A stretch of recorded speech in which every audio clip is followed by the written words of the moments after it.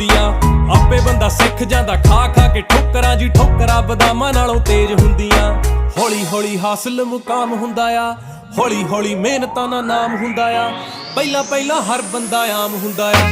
ਦੁਨੀਆਦਾਰੀ ਚੋਂ ਜੋ ਤਰਾਸ਼ ਬਣਦੇ, ਆਪਣੇ ਤੇ ਰੱਖ ਵਿਸ਼ਵਾਸ ਬਣਦੇ ਹੋਏ। ਆਮ ਜਿਹੇ ਮੁੰਡੇ ਵੀ ਨੇ ਖਾਸ ਬਣਦੇ, ਆਮ ਜਿਹੇ ਮੁੰਡੇ ਵੀ ਨੇ ਖਾਸ ਬਣਦੇ ਹੋ। ਆਮ ਜਿਹੇ ਮੁੰਡੇ ਵੀ ਨੇ इब आम नहीं है छोरे, बदनाम थे जो छोरे, बड़ा नाम हो गए छोरे।